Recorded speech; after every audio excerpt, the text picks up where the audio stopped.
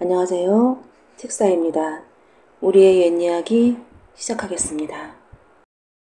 옛날 어느 마을에 성은 배시오, 이름은 무룡이라는 사람이 살고 있었다.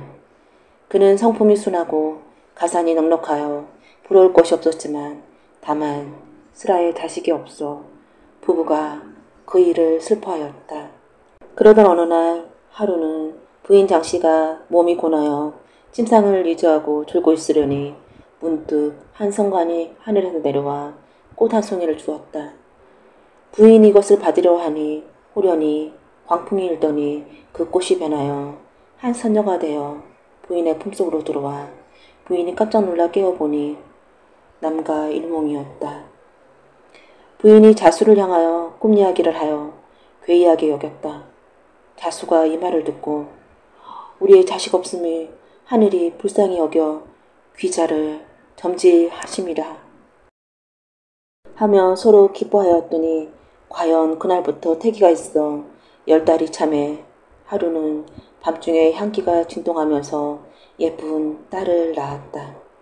그 아기의 용모와 자질이 특이하여 자수 부부는 크게 사랑하며 이름을 장하라 짓고 장중 보옥같이 길렀다.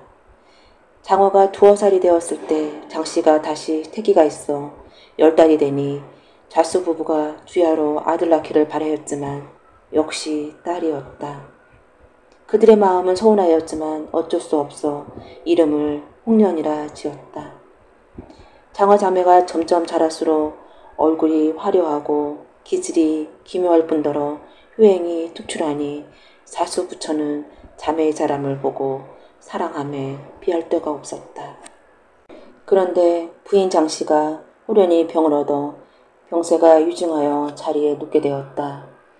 자수와 장하가 정성을 다하여 주야로 약을 썼지만 증세가 날로 유증하였다. 그러던 어느 날 장씨는 자기 병이 낫지 못할 거리라 생각하고 2 자매의 손을 잡고 자수를 청하여 슬퍼하며 말하였다. 첩이 전생에 죄가 많아 이 세상에 오래 살지 못할 것입니다. 죽는 것은 슬프지 않지만 우리 장화 자매를 기를 사람이 없으니 지하에 가서라도 눈을 감지 못할 것 같습니다. 이제 골수에 맺힌 한을 가슴에 품고 죽으려 합니다. 첩이 죽은 후에 다른 여인을 취하실 것인데 낭군의 마음이 자연 병기 시음으로 그것이 두렵습니다.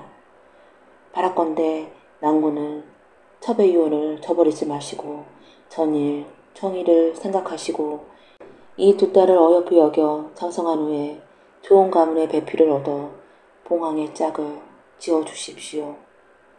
그리 해주신다면 저승에 가서라도 낭군의 은덕에 감축하여 결처봉 하겠습니다.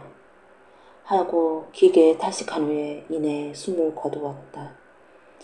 장화는 동생을 안고 하늘을 우러러 통곡하니 그 정경은 간장을 녹아내릴 듯하였다.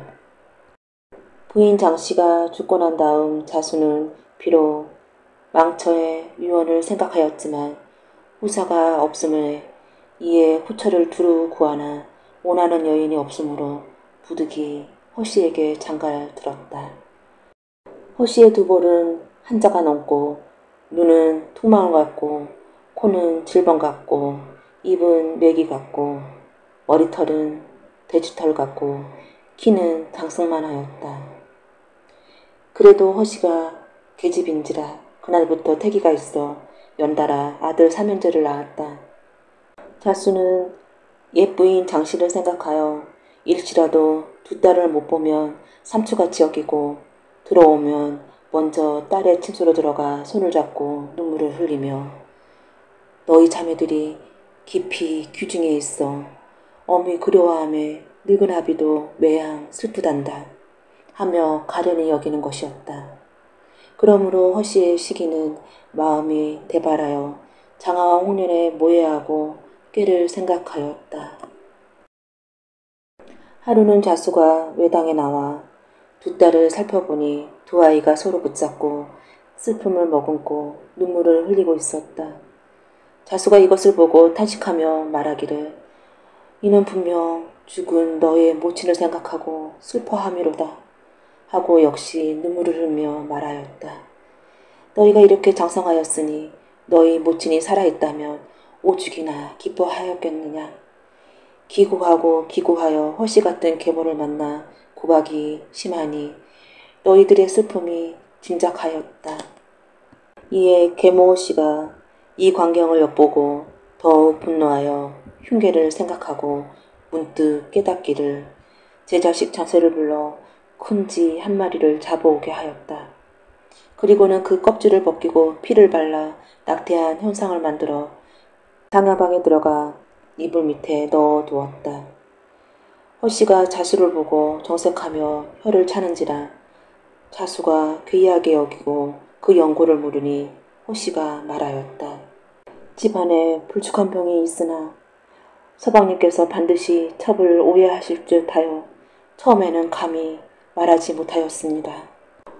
오늘은 장화가 늦도록 거동치 아니하고 몸이 불편한가 염려하여 들어가 보니 과연 낙태하고 누워있다가 첩을 보고 미처 수습하지 못하여 쩔쩔매는 것이었습니다. 그래서 첩의 마음에 놀라움이 컸으나 장화와 나만 알고 있거니와 우리는 대대로 양반이라 이런 말이 누설되면 무슨 명목으로 세상을 살아가겠습니까? 하니 자수가 크게 놀라 이에 불의 손을 일구고 여아의 방을 들어가 이불을 들춰보니 과연 그 말이 사실이었다. 이 일을 장차 어찌하오리까 하며 애를 쓰고는 이때 흉녀가 하는 말이 이 일이 가장 중하니 이 아이를 남이 모르게 죽여 흔적을 없애버리면 남은 이런 줄 모르고 첩이 심하여 애매한 전집 자식을 오해하여 죽였다 할 것입니다. 남이 이 일을 알면 부끄러움에 며칠 못하리니 차라리 첩이 먼저 죽여 사람들이 모르게 하는 게 나을까 합니다. 하고 거짓 자결을 하는 채 하니 미련한 자수는 그 흉계를 모르고 급히 붙잡고 빌어 말하되 그대의 진중한 덕이 내 어미의 아는 바가 있니 빨리 방법을 가르치면 저 아이를 처치하겠소 하며 울었다. 자수는 망처와 유언을 생각하고 망극하였지만 1번 분노하여 채취할 모책을 의논하였다. 흉녀가 기뻐하여 말하기를 장화를 불러 거짓말을 속여 저희 외삼촌 집에 다녀오라 하고 장사를 시켜 같이 가다가 연못에 밀쳐 넣어 죽이는 것이 상책일까 합니다. 어느 날 장화가 잠을 깨어 심신이 울적하므로 괴이하게 여겨 다시 잠을 이루지 못하고 앉아있는데 부르시기를 깜짝 놀라서 즉시 나가니 아버지가 말하였다. 너희 외삼촌 집이 여기서 멀지 않으니 잠깐 다녀오거라 하였다. 장하는 한편으로는 놀라웠고 한편으로는 슬픈 눈물을 머금고 말씀드렸다. 소녀 오늘까지 문 밖을 나가본 적이 없었는데 아버지께서는 어찌하여 이 깊은 밤에 알지 못하는 길을 가라 하십니까? 아버지는 대로 꾸짖기를 내 오라비 장세를 데리고 가라 하였거늘 무슨 잔말이 이렇게 많아? 하므로 장화가 이 말을 듣고 대성통곡하여 말하였다. 아버지께서 죽으라 하신들 어찌 영을 거역하겠습니까? 다만 야심하기로 날이 밝으면 떠나게 해 주십시오. 저는 아비의 말을 순순히 따라야 마땅하거늘 어찌하여 아버지 말을 그렇게 어기느냐. 아버지의 분부대로 이러하시니 다시 여쭐 말이 없사옵고 분부대로 하겠나이다. 장화가 침방으로 들어가 홍련을 불러 손을 잡고 울며 말하기를 내 길이 좋지 못한 듯 하구나.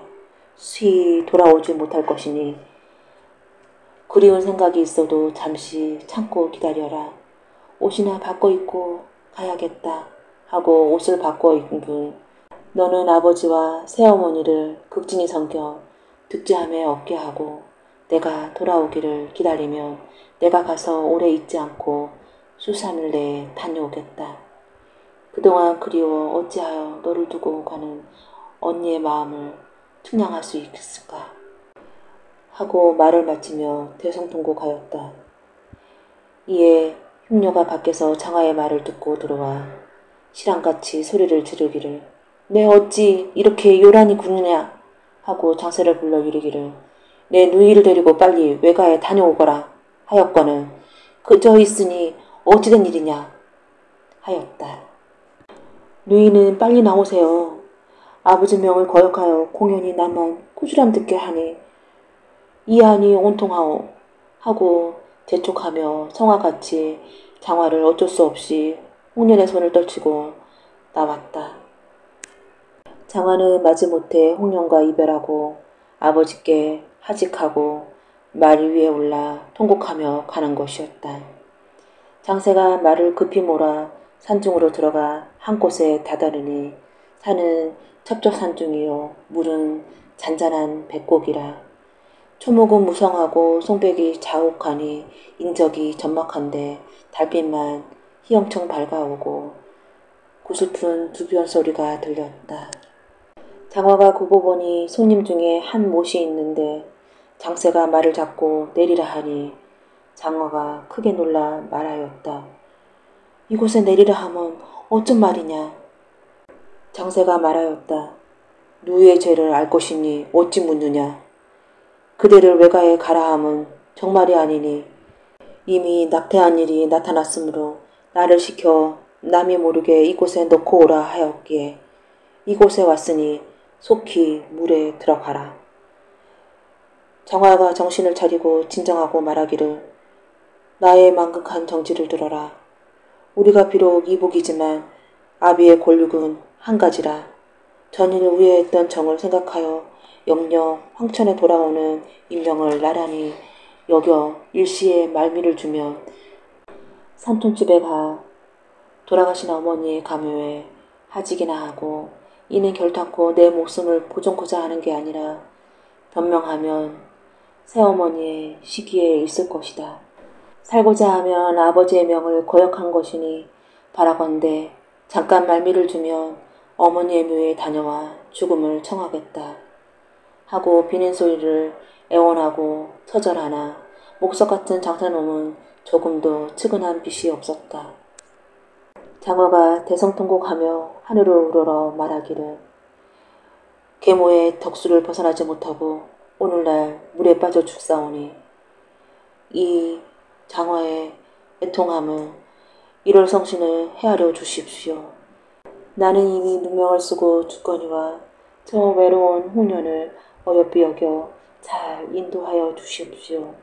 하며 왼손에 홍산을 잡고 오른손에는 월기탄을 벗어들고 신발을 벗어 목가에 놓고는 발을 구르며 눈물을 비오듯 쏟으며 길을 향하여 실성통곡하는 말이 불쌍하구나 홍련아. 정복한 깊은 기중에 너 홀로 남았으니 가엾은 내 인생은 누구를 의지하고 살아간단 말이냐. 말을 마치고 나는 듯 뛰어들어 진실로 가련하였다. 새어머니는 장세와 장화를 보내고 밤이 깊도록 장세가 돌아오지 않자 문득 장화가 탔던 말에 소리를 지르며 달려오기를 흉녀가 생각하기를 장화를 죽이고 온 줄 알아 달려가 보니 그 말이 온몸에 땀을 흘리며 들어오되 사람은 없었다. 노복이 장세를 구하여 오니 그 어미가 놀라 즉시 약을 먹이고 상한 곳을 동여주니 장세가 비로소 정신을 차렸다. 흉녀는 더욱 원망하며 홍련마저 죽이려고 취하려 생각하였다.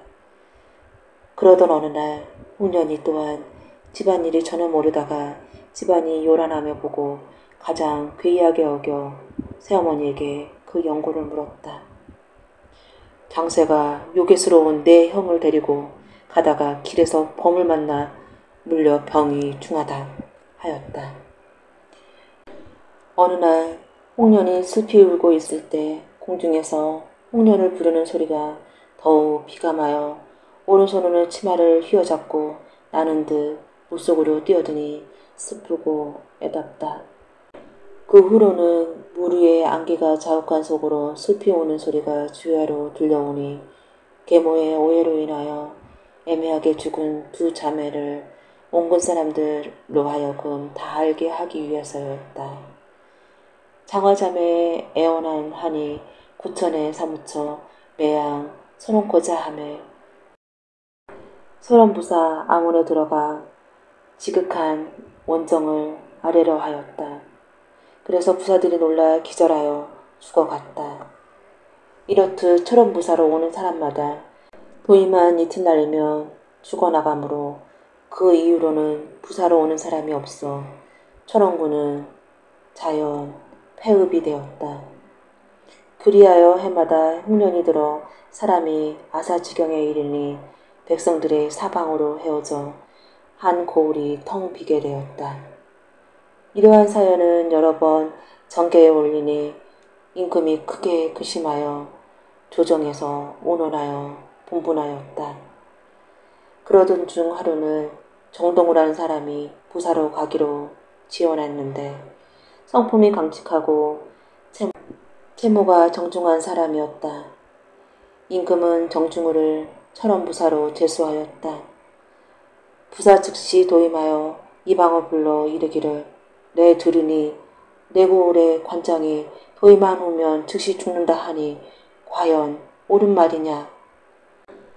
아래기 항성화오나 5, 6년 이래로 등내마다 밤이면 비몽사몽간에 꿈을 깨닫지 못하고 죽으니 그 용고를 알지 못하겠나이다 하는 것이었다. 부사가 듣기를 다하고 분부하여 말하되 너희들은 방에 불을 끄고 잠을 잘지 말며 고요히 동정을 살피라 하니 이방이 청령하고 나가하였다. 부사가 객사에 가 동청을 밝히고 주역을 읽고 있는데 밤이 깊은 후 호련히 찬바람이 일어나며 정승이 아득하여 어쩔 줄 모르더니 난데없이 한 여인이 녹이홍상으로 완연히 들어와 절을 하는 것이었다. 부사가 정신을 가다무며 물어 말하되 너는 어떤 여자인데 이 깊은 밤에 와서 무슨 사정으로 말하려 하느냐. 그 미인이 고개를 숙이고 몸을 일으켜 다시 절하기를 소녀 이고를 사는 배자수의 딸 홍련이옵니다. 소녀의 언니 장화는 7살이 되었을 때 소녀는 3살이 되었던 해에 어미를 어이고 아비를 의지하며 세상을 보냈더니 아비가 후처를 얻었나이다. 계모는 소녀의 자매를 죽여 제모를 빼앗아 제자식을 주고자 주야로 모해야 할 뜻을 두었나이다. 그리하여 스스로 흉계를 꾸며 큰 쥐 껍질을 벗겨 낙태한 형상을 만들어 언니의 이불 밑에 넣었나이다. 그리고 아버지를 속여 죄를 이룬 뒤 거짓으로 외삼촌 집으로 보낸다 하고 불시에 말을 태워 그 아들 장선홍과 하여금 데려가 못 한가운데 넣어 죽였사옵니다. 소녀가 이 일을 알고 대성통곡하고 물으니 새어머니는 이 일이 세상 사람들이 알게 될까 언니가 죽은 못에 데려가 나도 빠져 죽었나이다. 죽음은 섭지 않아오나 이 불축한 눈명을 서론할 길이 없기에 더욱 온통하여 등내마다 온통한 사정을 아뢰고자 하나이다. 그러나 모두 놀라 죽음으로 뼈에 맺힌 원한을 이루지 못하였나이다. 이제 천행으로 밝으신 사또를 만나 감히 온통한 온정을 아뢰는 바오니 사또께서는 소녀의 슬픈 혼백을 어여삐 여겨 천추의 원한을 풀어주시고 언니의 누명을 벗겨주시옵소서. 말을 마치고는 일어나서 하직하고 나갔다. 부사가 개의하게 여겨 생각하기를 당초에 이런 일이 있어 폐업이 되었도다 하고 이튿날 아침에 동원에 나가 이방을 불러 말하되 이 고을에 배자수란 사람이 있느냐. 과연 배자수가 있사옵니다. 자수 전우철 자식을 몇이나 있느냐. 두 딸은 일찍 죽었사옵고 세 아들은 살아있나이다. 두 딸은 어찌하여 죽었다 하더냐. 남의 일이오라 자세히는 알지 못하오나 대강 듣사온데 그 큰딸이 무슨 죄가 있어 못에 빠져 죽은 후 그 동생이 자매의 정이 중함으로 주야로 통곡하다 언니가 빠져 죽은 못에 한 가지로 빠져 죽었나이다 하였다.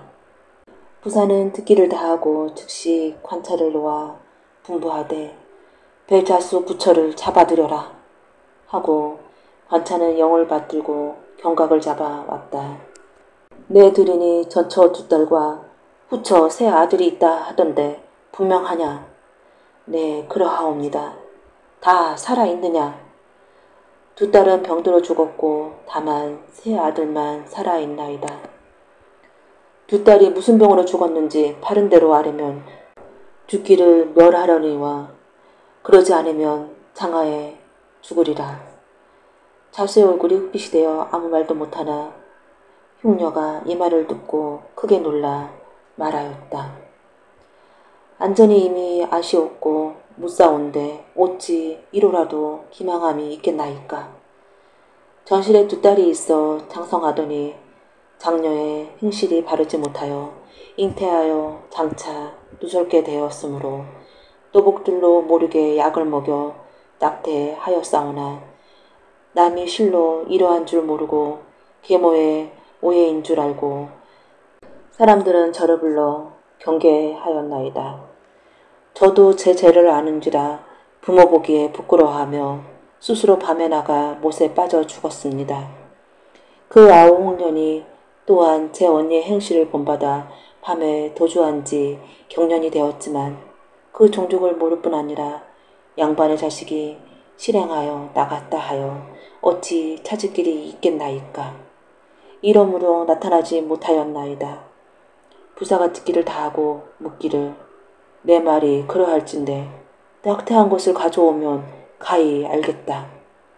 흉녀가 대답하기를 소녀 고륙이 아닌 고로 이런 일을 당할 줄 알고 그 낙태한 것을 감춰두었다가 가져왔나이다 하고 즉시 품속에서 내어드리니 부사가 본즉 낙태한 것이 분명하므로 이에 분부하되 말과 일이 방불하나 죽은 지 오래되지 않아 분명 증거가 없음에 내가 생각하여 처치할 테이니 그냥 물러가 있거라 하고 방송하였다. 그러자 이날 밤 홍련의 자매가 완연히 부사 앞에 나타나 절을 하고 엽죽되 소녀 등이 천만 의외로 밝으신 사또를 만나 소녀의 자매의 누명을 서론할까 바라왔는데 사또께서 흉녀의 간택과 함께 빠진 줄 어찌 알았겠나이까 하며 슬피 울다가 다시 말하기를 이룰같이 밝으신 사또는 깊이 tum촉하시옵소서. 옛날 순임금도 계모의 화를 입었다 하거니와 소녀의 각골주통은 삼척종자도 다 아는 바입니다. 바라옵건대 사또께서는 새어머니를 다시 부르셔서 낙태한 것을 올리라 하여 배를 가르시고 보시면 반드시 통촉할 바가 있을 것이옵니다. 저희 아버지는 본성이 착하고 어두운 탓으로 새어머니의 관계에 빠져 흑백을 분별하지 못하시니 10분 용서하여 주시길 바라겠나이다. 말을 마치고 홍련자매는 일어나 절을 하고 청악을 타고 방공으로 솟아 올라갔다. 부사는 그 말을 듣고서는 분명히 자기가 흉녀에게 속았음을 깨닫고 더욱 분노하였다. 그는 날이 밝기를 기다려 자수 부처를 성화같이 잡아들여 다른 말을 묻지 않고 그 낙태한 것을 바삐 드리라 하여 그것을 살펴본즉 낙태가 아닌 줄 분명히 알겠으므로 사울을 명하여 그 낙태한 것을 배를 가르라 하니 그 호령이 서리 같았다. 좌우가 청령하고 칼을 가져와 배를 갈라보니 그 속에는 쥐똥이 가득하였다. 이 가득한 것아 내 청고로 부축한 죄를 짓고도 방자히 공고한 말로 속이기로 내가 생각하는 바가 있어 방송하였더니 이제 또한 무슨 말을 꾸며 발명코자 하느냐. 내 국법을 가볍게 여기고 못할 짓을 행하여 무죄한 전실 자식을 죽였으니 이 영고를 바른 대로 하려 형벌을 괴로움을 받지 마라. 자수가 이 광경을 보고 애매한 자식을 온통이 죽음을 누이친 것이었다. 자수가 대성통곡을 하는 것이었다.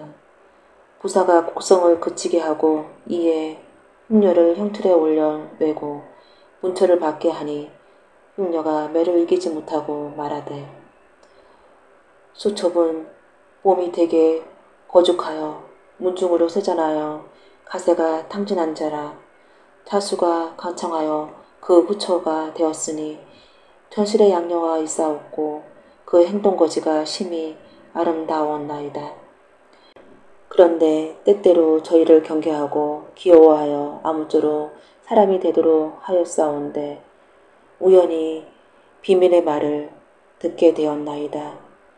그 말을 듣고 보니 과연 수첩이 매양 염려하던 바가 불미스러운 일로 마음에 가장 놀랍고 분하였지만 아비한테 말하면 반드시 오해인 줄 알겠으므로 부득이 가부를 속이고 지를 잡아 피를 묻혀 장화의 이불 밑에 놓고 낙태하였다 하였나이다. 그리고 수첩의 자식 장세로 하여금 장화를 연못에 넣어 죽였사옵니다. 그 아우 홍련 또한 화를 만날까 두려워 밤중 도주하였나이다. 법대로 처분을 기다리려니와 첩의 아들 장세는 이 일로 천벌을 입어 이미 병신이 되었사오니 죄를 사하여 주옵소서. 장세 등 삼형제가 일시에 여쭈어 소인 등은 다시 아뢰할 말씀이 없사오나 다만 늙은 부모를 대신하여 죽고자 바랄 뿐이옵니다. 하는 것이었다. 부사는 자수의 처와 장세 등의 초사를 듣고 1번 흉노의 소위 이해를 하며 1번 장화자매의 온통한 죽음을 불쌍히 여겨 이르기를 이 죄인은 남과 다르니 내 임의로 처치하지 못하겠다 하고 가명에 보고하였더니 감사는 이 말을 듣고 크게 놀라 말하되 이런 일은 고금에 없는 일이라 하며 즉시 이 뜻을 조정해 징계하니 임금이 보시고 홍련 자매를 불쌍히 여겨 하교하기 싫으 흉녀의 재상은 불축하니 흉녀는 능지처참하여 후일을 경계하며 그 아들 장세는 목매어 죽이고 장화자매의 홍백은 신원하여 비를 세워 포하고 아비는 반송하여라.